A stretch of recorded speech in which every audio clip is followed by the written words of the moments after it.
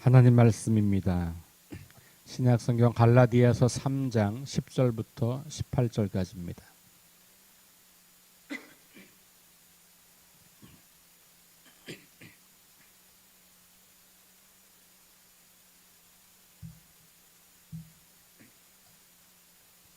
갈라디아서 3장 10절부터 18절 말씀까지 다 함께 말씀을 봉독합니다. 무릇 율법 행위에 속한 자들은 저주 아래에 있나니 기록된 바 누구든지 율법책에 기록된 대로 모든 일을 항상 행하지 아니하는 자는 저주 아래에 있는 자라 하였음이라. 또 하나님 앞에서 아무도 율법으로 말미암아 의롭게 되지 못할 것이 분명하니 이는 의인은 믿음으로 살리라 하였음이라. 율법은 믿음에서 난 것이 아니니 율법을 행하는 자는 그 가운데서 살리라 하였느니라. 그리스도께서 우리를 위하여 저주를 받은 바 되사 율법의 저주에서 우리를 속량하셨으니 기록된 바 나무에 달린 자마다 저주 아래에 있는 자라 하였음이라. 이는 그리스도 예수 안에서 아브라함의 복이 이방인에게 미치게 하고 또 우리로 하여금 믿음으로 말미암아 성령의 약속을 받게 하려 함이라. 형제들아, 내가 사람의 예대로 말하노니 사람의 언약이라도 정한 후에는 아무도 폐하거나 더하거나 하지 못하느니라. 이 약속들은 아브라함과 그 자손에게 말씀하신 것인데 여럿을 가리켜 그 자손들이라 하지 아니하시고 오직 한 사람을 가리켜 내 자손이라 하셨으니 곧 그리스도라. 내가 이것을 말하노니 하나님께서 미리 정하신 언약을 430년 후에 생긴 율법이 폐기하지 못하고 그 약속을 헛되게 하지 못하리라. 만일 그 유업이 율법에서 난 것이면 약속에서 난 것이 아니리라. 그러나 하나님이 약속으로 말미암아 아브라함에게 주신 것이라. 아멘. 네, 갈라디아 사람들이 이방 사람들이 중심이었고 그들이 믿음으로 말미암아 하나님께 나아갔을 때 성령의 역사를 경험하였고 그래서 그들은 그것으로 충분한 하나님 백성이 되었다. 바울이 그런 복음을 전한 거고 그런 체험을 그들은 한 거죠. 그런데 바울이 떠난 다음에 다른 사람들이 들어와서 그렇게 믿음으로만 구원받는 거 그거 바울이 전하는 복음인데 그건 충분하지 않다. 더 필요한 게 있는데 그건 뭐냐 하면 우리와 같이 할례를 받고 절기도 지키고 식탁 규정도 잘 지켜야 돼. 이렇게 주장하는 사람들이 생긴 거예요. 근데 이제 우리가 이제 계속 너무 개신교적으로 이제 해석을 하다 보니 율법과 믿음을 마치 반대 개념으로 믿음으로 구원받으면 율법은 다 폐기되는 것으로 그렇게 생각을 많이 하지만 실제 이 당시 유대인들에게는 절대 그런 생각은 할 수도 없는 생각이었죠. 그러니까 율법 전체를 다 폐기하는 것을 말하는 게 아니고 지금 이 갈라디아 교회에 와서 말하고 있는 사람들의 주장의 핵심은 뭐냐 하면 다른 율법들 이런 것들은 되게 무시하면서 유대인이 되는 율법들이 있는 거예요. 할례를 받아야 되고 절기를 지켜야 되고 그리고 식탁 규정을 잘 지키고 이거는 겉으로 보기에 이 사람은 유대인이야 라는 게 너무 선명하게 드러나는 거예요. 그 나머지들은 유대인이나 이방인이나 큰 차이 없이 똑같이 지키는 율법들인 거예요. 그래서 그런 거는 중요하지 않고 요 세 가지, 그러니까 유대인이 먼저 되고 그리고 믿음을 갖는 거, 그래야 구원이 가능해 라고 주장하는 거라는 거죠. 그런 사람들을 향하여서 바울은 그것을 율법의 행위들을 강조하는 거라고 말하고 있는 거고, 그러니 율법 자체가 무익한 것이 아니고 그 당시 유대인들에게는 율법은 너무 중요한 거고 그걸 따르지 않는 것 자체가 문제가 되는 거였잖아요. 그러니 율법을 따라 열심히 살려고 하는 것이 문제가 아니라 율법 중에서 일부는 중요하고 일부는 중요하지 않고 특별히 유대인이 되는 율법, 다시 말하면 이방인과 유대인의 선을 여전히 가지고 싶어 하는 사람들인 거예요. 복음은 유대인이나 이방인이 다 믿음 안에서 그리스도 안에서 하나라고 하는 것을 전하는 건데, 어떤 사람들은 아니다, 여전히 유대인과 이방인은 구별돼야 하고 믿음을 갖는다고 하더라도 유대인이 먼저 되어야만, 그래야만 가능하다라고 주장하는 사람들이 생긴 거죠. 그런 사람들을 대상으로 하는 것이라고 보는 것이 더 정확한 의미라고 볼 수가 있겠어요. 10절 말씀, 무릇 율법 행위에 속한 자들은 저주 아래에 있나니 기록된 바 누구든지 율법책에 기록된 대로 모든 일을 항상 행하지 아니하는 자는 저주 아래에 있는 자라 하였습니다. 여기 신명기에 있는 말씀을 인용한 것 같거든요. 신명기 27장 26절로 한번 가보겠습니다.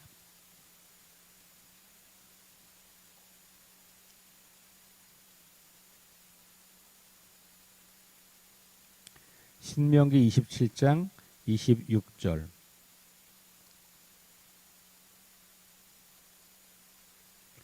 여기 27장에는 여러 가지 율법들을 기록하고 있어요. 물론 그 앞에서부터 다 신명기 후반부가 거의 대부분 이제 율법이죠. 레위기에서 나왔던 것의 반복이에요. 이런 율법들을 쭉 열거하면서 이것을 지키면 복이고 지키지 않으면 저주다. 이게 구약 성경이 일관되게 말하고 있는 거고, 이것을 받은 사람들은 누구냐 하면 은혜로 구원받은 사람들이에요. 그러니까 이 신명기 율법, 레위기 율법을 받는 이스라엘은 이미 아무 공로 없이, 아무 자격 없이 애굽에서 종되었던, 그래서 그냥 거기서 고생하던 사람들을 하나님께서 은혜로 구원하셔서 가나안 땅에 정착시키려고 하는 사람들이잖아요. 그러니까 이미 이 이스라엘 백성들은 누구냐면 은혜로 구원받은 사람들인 거예요. 그 사람들에게 이 레위기, 민수기, 신명기에 나오는 이 율법을 줌으로써 은혜를 받고 하나님의 백성된 사람답게 살라고 말하는 게 율법의 원래 취지죠. 그러니 율법은 지켜야 되는 거예요, 안 지켜야 되는 거예요? 지켜야 되는 거예요. 그러니까 율법을 안 지키면 저주가 있을 거라고 그렇게 말하는 본문이에요. 그러니까 27장 26절은 그렇게 쭉 이야기하고, 특별히 11절부터는 막 저주받을 만한 목록들을 쭉 열거하잖아요. 그 열거되는 쭉 목록들 끝나고 마지막에 말하는 거예요. 이 율법의 말씀을 실행하지 아니하는 자는 저주를 받을 것이라 할 것이요 모든 백성은 아멘 할지니라. 이거 율법을 폐기하겠다는 거예요. 율법을 꼭 지키라는 거예요. 꼭 지키라는 거예요. 안 지키면 큰일 난다는 거예요. 그러니까 유대인들에게 율법은 폐기돼야 될 대상이 아니고, 바울도 그걸 폐기할 대상이라고 생각하지 않았고, 오히려 이 율법의 정신을 따른다면 율법을 다 지켜 행하는 것이야말로 은혜로 구원받은 사람들이 마땅히 행해야 할 일이에요. 그러니까 은혜로 구원받은 이방인들에게 사람들이 와서 너는 율법 잘 지켜야 돼 말하는 것 자체는 잘못된 게 아니라는 거예요.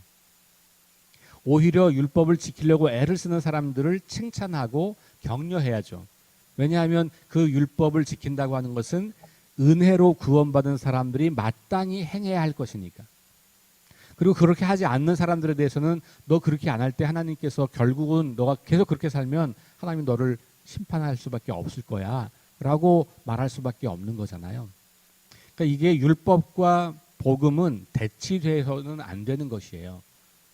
다만 이 율법을 지켜야 구원받는다고 말하면 문제가 생기는 것이죠. 그렇죠? 이 율법을 지키지 않으면 구원이 불가능해 라고 말하는 것, 그렇게 되면 예수 그리스도의 십자가의 죽음이 무의미한 게 되는 거잖아요. 그러니까 순서상의 문제라는 것을 늘 기억해야 돼요. 그러니까 예수님이나 바울이나 율법을 폐기하거나 율법을 행하려고 애를 쓰는 사람들을 잘못했다고 말하는 게 아니고, 그 율법의 일부를 주장하면서 나머지는 무시하면서 이방인들도 다 지킬 수 있는 율법, 그거는 그냥 소홀히 여기면서 유대인이 되는 율법만 가지고 강조하고 그것이 반드시 구원에 필요하다고 주장하는 사람들에 대해서 하고 있는 얘기다라는 거예요. 그러니까 복음의 능력으로 새로워진 것을 부인하고 여전히 유대인이 되는 것, 유대인의 어떤 특별한 선민의식을 주장하면서 그것이 구원의 본질과 연결되어 있다고 주장하는 그 주장을 대항하는 것이지 율법을 열심히 지켜야 한다는 것 자체를 무시하는 건 아니다. 이렇게 이해하는 것이 맞다. 이렇게 볼 수 있겠죠. 그러니까 이 말씀을 인용하면서 그 갈라디아 교회에 들어와서 그 잘못된 가르침을 전하는 자들에게 야, 율법은 모든 걸 다 지키라고 되어 있고 그거 지키지 않으면 저주받는다고 되어 있는 거야. 너네가 지금 하고 있는 일은 몇 개만 중요하다고 말하고 나머지는 신경도 안 쓰고 관심도 없잖아. 그러면 안 돼라는 얘기를 하려고 하는 거다. 이런 말씀이죠. 그래서 이 갈라디아서 말하고 있는 자꾸 율법, 율법의 행위, 또 로마서 말하는 율법을 대조할 때 자칫 우리 개신교인들이 종교개혁 이후에 믿음으로 말미암는 구원이라고 하는 교리를 붙잡고 그것으로 나왔기 때문에 그걸 너무 강조하다 보니 율법을 지켜 행하는 것에 대해서 지나치게 부정적으로 보거나 쓸데없는 것으로 보아서 약간 도덕 무용론자들처럼 일상의 삶은 아무렇게나 살면서도 난 예수 믿어 그러니까 천국 가라고 잘못 오해하고 있는 그런 것들에 대해서 비판적으로 읽을 수 있는 본문이 이런 본문이 되는 거죠. 그러니까 바울과 예수님이 말씀하시는 그 율법과 복음의 관계를 잘 이해하는 것이 굉장히 중요하다. 예수님도 그랬잖아요. 내가 율법을 폐하러 온 게 아니다. 그 율법이 더 큰 율법, 사랑이라고 하는 것을 해치기 때문에 그렇게 말하는 거죠. 그러니까 오랫동안 굳어진 율법 혹은 그 율법을 해석했던 장로들의 그 해석, 유전 이런 것들이 율법의 본질, 율법의 근본 정신인 사람을 사랑하는 것을 가로막고 있기 때문에 그것을 과감히 뛰어넘는 것이잖아요. 예수님께서 안식일법을 자주 어겼단 말이에요. 왜 그래요? 그 안식일법 자체가 원래 사람을 사랑하도록 만든 건데 이제는 그것이 문자가 되어서 사람을 사랑하는 게 아니라 그걸 그 조항을 지키는 것, 조항에 써 있는 거 하나를 지키냐 마냐가 중요해졌기 때문에 그렇게 말씀하시는 거고 예수님이 그래서 말씀하시는 것은 내가 율법을 폐하러 온 게 아니라 완성하러 왔다 이렇게 말씀하잖아요. 바울도 똑같이 그 말씀을 이어받은 거죠. 결국은 예수 그리스도를 믿는 믿음으로 거룩하게 살아가는 삶이 동반될 때 예수님을 믿는 믿음이 있기 때문에 그 믿음을 가지고 사람들을 더 사랑하며 살아갈 때 그때 우리는 율법을 완성하는 사람들이 되는 거죠. 바울도 역시 그런 이야기를 하고 있다라고 우리가 보아야 한다는 거죠. 그래서 지금 이 신명기 말씀을 인용하면서 그 갈라디아 교회에 와서 잘못 가르치면서 그 세 가지 정도 율법을 통해서 유대인이 되는 것에만 초점을 두고 있는 사람들에게 경고를 하고 있는 거예요. 11절 하나님 앞에서 아무도 율법으로 말미암아 의롭게 되지 못할 것이 분명하니 이건 무슨 말이에요? 율법을 다 지켜 행하려고 할 때 우리가 그것을 다 지키는 것이 굉장히 어렵잖아요. 그러다 보니까 어떤 것은 지키고 못 지키고 이렇게 되니까 이 율법 자체로 우리가 하나님 앞에 의롭게 되는 건 아니다. 율법은 하나님 앞에서 의롭다함을 받은 사람들이 그 의롭다함을 지키기 위해서 애쓰고 수고하는 노력인 거지 의롭다함을 받기 위한 전제 조건으로는 율법이 불가능하다.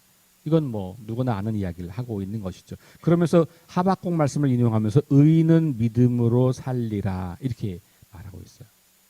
이 말을 의인은 믿음으로 살리라 라고 하는 말을 믿음이 있으면 의인이 된다 이런 말로 해석을 많이 하지만 이 히브리어 문맥을 놓고 보면 믿음을 가진 자가 의롭다 여김을 받게 된다라고 하는 이 말은 결국 여기 산다라고 하는 말은 영생을 얻는다라고 하는 말, 바울이 말하는 의의 소망을 갖게 된다라고 하는 말이고 이거 종말론적인 표현을 말하는 건데요. 그러니까 믿음으로 말미암는 사람들이 결국은 의롭다 하심을 받고 그런 사람들이 영생의 소망을 누리게 된다라고 하는 거죠. 그러니 여기서 계속해서 율법의 어떤 것을 영생을 얻는 조건으로 여기는 것과 반대로 말하고 있는 거다라고 볼 수가 있겠죠. 율법은 믿음에서 난 것이 아니니 율법을 행하는 자는 그 가운데 살리라 그랬어요. 율법은 믿음에서 난 것이 아니다. 율법을 행하는 자는 그 가운데서 살리라. 그러니까 율법을 행하는 자는 계속 거기에, 여기 살리라고 번역된 단어는 사실은 머물러 있다라고 번역하는 것이 더 좋은 단어예요. 머물러 있다. 그러니까 거기에 계속 머물러 있는 거죠. 그러니까 율법으로 계속 뭔가를 하려고 한다라고 하는 거고, 그렇게 될 때 믿음으로 나는 것과는 반대의 자리에 서 있는 것이다라고 볼 수 있는 거고, 예수님께서 죽으신 것은 율법의 저주에서 우리를 해방하게 하기 위함이다. 이게 바울이 이제 로마서에서 5장, 6장, 7장, 8장이 이 예수님의 죽으심에 대해서, 죄에 대해서, 율법에 대해서, 그 다음에 사망에 대해서, 그리고 성령 안에서 우리를 자유케 했다라고 하는 것이 로마서 5장부터 나오는 이야기, 아주 중요한 부분들 한 장씩 다 다루고 있거든요. 죄로부터 해방되는 것이고, 율법으로부터 해방되는 것이고, 사망으로부터 해방되는 것이고, 성령 안에서 자유케 되는 것이고, 이게 바울의 이 로마서에서 아주 중요한 논증이에요. 5장, 6장, 7장, 8장. 그러니까 바울이 이해하는 바 복음은, 예수 그리스도의 십자가의 죽으심과 그것을 믿는 믿음은 우리를 해방케 하는, 자유케 하는 복음이에요. 그 자유는 어디로부터 자유케 되는 거냐? 죄, 죽음, 사망. 죄, 율법, 죽음. 그리고 그 자유케 되면 성령 안에서 자유케 되는 것. 그래서 지금 바울도 이제 이 갈라디아서도 성령에 대한 이야기로 연결하잖아요. 율법의 저주로부터 풀려난 그리스도인들의 삶을 성령의 능력 안에 있는 삶으로 이야기를 하는 거예요. 그래서 우리는 이 더 이상 율법의 저주 아래, 다시 말하면 율법에 묶인 바 되어서 율법이 아니면 구원이 불가능하다고 생각하는 그런 생각에서 벗어나게 된다라고 하는 이야기를 우리에게 들려주고 있는 겁니다. 자, 그리고 다시 아브라함 이야기를 합니다. 우리 어제 말씀에서 아브라함 이야기를 했잖아요. 이 아브라함 이야기를 다시 해요. 이는 그리스도 예수 안에서 아브라함의 복이 이방인에게 미치게 하고 또 우리로 하여금 믿음으로 말미암아 성령의 약속을 받게 하라니라. 그러니까 지금 여기서 보면 그리스도 예수 안에 있는 이 믿음이 아브라함의 복을 모든 사람들에게 주게 하는 것. 그러니까 복의 근원이 된다라고 하는 거잖아요. 그게 뭐냐면 모든 사람들을 복되게 한다. 그래서 바울은 이 아브라함을 예수님 이전의 복음으로 그렇게 이해하고 있는 거예요. 아브라함은 이때가 할례 받기 전이고 율법이 있기 전이란 말이에요. 그때 아브라함을 의롭게 하신 것이 그가 하나님을 믿었기 때문에, 특별히 그가 믿었던 것은 약속의 말씀을 믿은 거죠. 그 하나님을 믿는 믿음 때문에 의롭다 여김을 받은 거고, 그리고 그 믿음 때문에 모든 이방인들에게도 그 복을 나누어 주는 것, 이게 아브라함에게 주신 소명이란 말이에요. 그러니까 아브라함은 이미 유대인이 아니라 모든 사람들을 구원할 자로서 믿음의 본보기가 된 사람이다라고 이야기를 하는 거죠. 자, 그리고 그 믿음을 갖게 된 사람들은 성령의 역사하심을 따라서 성령께서 주시는 약속, 의의 소망을 이루는 것, 마지막 날까지 주 앞에서 주님의 환영을 받고 주님의 품에 안기며 그 주님과 영원한 동행을 누리게 되는 그 의의 소망에 대해서 약속하고 있다. 이게 믿음으로 말미암는 자들에게 성령이 주시는 약속이다. 그리고 실제로 갈라디아 교인들은 처음에 그 믿음을 갖었을 때 성령이 역사하시는 것을 경험했고 그 성령의 능력 안에서 그들이 의의 소망을 갖게 되었던 것이에요. 근데 그것이 지금 이제 이상한 사람들의 꾀임에 빠져서 흐려지고 있다라는 얘기를 하고 있는 거죠. 그러면서 이제는 다시 율법과 약속의 관계를 이야기해요. 하나님의 약속이 먼저였고 율법은 나중에 온 거다. 약속이 먼저였고 율법이 나중에 왔다는 말은 먼저 온 약속을 늦게 온 율법이 폐기할 수 없다. 이런 이야기를 하는 거예요. 논리적으로는. 그래서 그 약속이 뭐냐면 이 아브라함에게 주셨던 약속. 모든 사람들을 복되게 할 거다. 그것이 바로 예수님께서 오셔서 십자가에 죽으신 것, 이것을 미리 예표하는 사건이다라고 바울은 해석하는 겁니다. 내가 사람의 15절, 내가 사람의 예대로 말하노니 사람의 언약이라도 정한 후에는 아무도 패할 수 없다. 그렇죠? 한번 정하면 그건 나중에 어떤 것으로 패할 수 없다. 이렇게 이야기를 하는 거예요. 사람의 약속도 그런데 하나님께서 약속하신 이방인들 모든 나라 사람들을 복되게 하겠다고 하는 이 말씀을 어찌 패할 수 있겠냐? 패할 수 없다.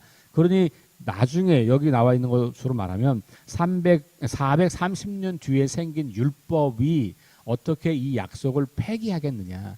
그러니까 율법을 가지고 구원받겠다고, 율법을 가지고 의롭다함을 받겠다고 주장하는 것은 먼저 말씀하신 이 약속, 아브라함에게 주던 이 약속을 폐기하는 것이니 그건 있을 수 없는 일이다. 이렇게 이야기를 하고 있는 거죠.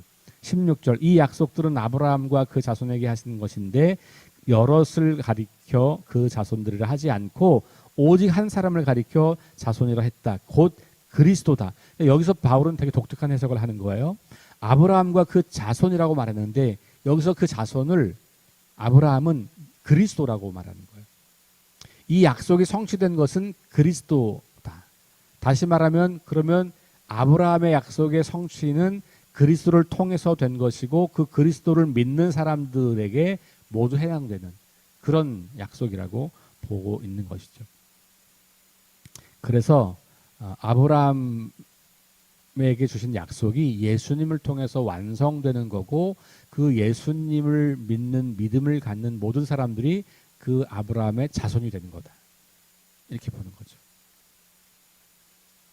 내가 이것을 말하노니 17절 하나님께서 미리 정하신 언약을 430년 후에 생긴 율법이 폐기하지 못하고 그 약속을 헛되게 하지 못한다. 그러면서 만일 그 유업이 율법에서 난 것이면 약속에서 난 것이 아니다. 그러나 하나님이 약속으로 말미암아 아브라함에게 주신 것이다.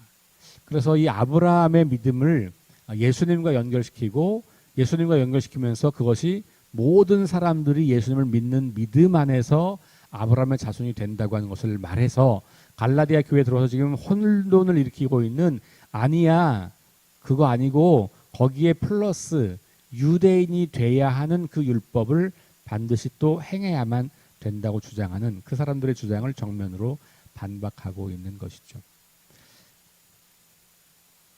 자, 바울이 율법을 폐기하고 싶어서 이런 얘기를 하고 있는 게 아니고 오히려 율법을 자기들 마음대로 악용해서 유대인이 되어야만, 다시 말하면 이방인들은 구원을 받을 수 없다고 하는 논리를 전개하고 있는 그런 주장에 대해서 강력하게 반대하고 있고 그런 사람들이 오히려 저주받게 될 거다.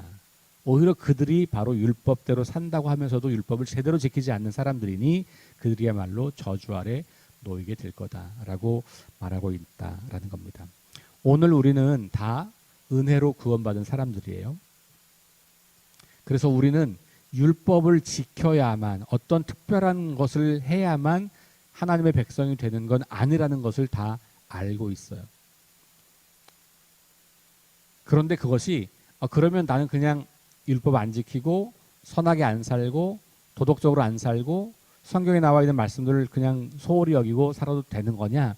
그게 아니고 그건 안 지키면서 세례받으면 난 기독교인이냐? 그런 거 아니라는 거야. 그런 거 안 지키는데 교회만 오면 기독교인이냐? 그런 거 아니라는 거죠.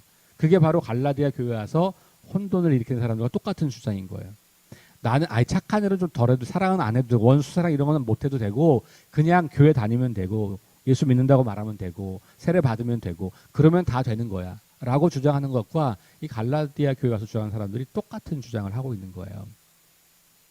우리는 겉으로 보여지는 교인 이게 아니라 실제로 우리가 그리스도를 믿는 믿음에 덧붙여서 그 믿음에 합당한 삶을 거룩하게 살아가는 그런 삶을 통해서 우리의 믿음이 드러나게 되는 거다라는 것을 다시 기억하면서 이 믿음이야말로 온전한 이 믿음이야말로 우리를 주님 앞에 앞으로 세우게 될 그런 의의 소망의 약속이다라는 것을 기억하고 오늘도 그리스도를 믿는 믿음과 더불어서 우리의 거룩한 삶을 함께 균형 있게 잡아가면서 이 땅에서 복음의 능력이 선명하게 나타나는 그런 삶이 될 수 있기를 주의 이름으로 축원합니다. 기도하겠습니다. 하나님 감사합니다. 우리가 믿는 교리가 한때 매우 중요하고 의미 있는 가르침이었지만 그 교리는 늘 반대편에 있는 것들을 무시할 수밖에 없게 만들곤 합니다. 그래서 그 교리가 아니라 그 교리가 어디에서부터 나왔는지, 왜 나왔는지, 그 교리의 근거가 되는 성경 말씀은 원래 무엇을 의미하는 것인지를 우리가 잘 살펴서 하나님께서 우리 삶에 기대하시고 원하시는 바대로 우리가 살아가는 그런 인생들이 될 수 있도록 인도하여 주옵소서. 우리 그리스도인들이 가지고 있는 몇 가지 소수의 특징들, 그리스도인 된 표지들만 주장하면서 삶은 건강하지 못하고 아름답지 못하고 사람들을 사랑하지 못하면서도 우리는 구원받았다고 주장하려고 하는 우리의 모습이 갈라디아 교회에 들어왔던 그 유대인들의 모습과 너무나 흡사한 것을 발견합니다. 우리도 모르는 사이에 그런 바리새인, 그런 유대인들이 되어서 자격을 논하고 의무를 강요하고 있는 것이 우리의 모습은 아닌지 돌아봅니다. 또 한편으로는 우리가 거룩하게 살지 않으면서 그것을 정당화하고 그것을 무시하면서도 우리는 구원이 가능하다고 믿는 그런 사람들은 또 아닌지 돌아봅니다. 우리 일상의 삶에서 주님을 믿는 믿음 때문에 그 믿음으로 거룩하다고 여김받고 하나님의 사랑받는 백성이 된 우리들이 그 존재에 걸맞는 거룩한 삶, 사랑하는 삶, 정의로운 삶을 계속해서 살아감으로 말미암아 하나님의 구원의 역사가 어떤 것인지를 나타내고 하나님 나라의 그 아름다우심이 무엇인지를 드러내는 존귀한 인생들 되게 하여 주옵소서. 예수님 이름으로 기도합니다. 아멘. 우리 함께 합심해서 기도하겠습니다. 하나님 말씀을 기준 삼고 성령의 능력을 의지하게 하소서. 거룩한 습관을 형성하여 균형 있는 성장을 이루게 하소서. 다음 세대에게 하나님 나라 복음을 전수하게 하소서. 질병, 전쟁, 자연재해, 가난, 억압으로 고통당하는 사람들을 치유하여 주소서. 창조 질서 회복을 위해 힘쓰게 하소서. 하나님의 이름이 거룩히 여김을 받고 하나님의 나라가 임하며 뜻이 이루어지게 하소서. 우리 함께 합심해서 기도하시고 개인 기도하고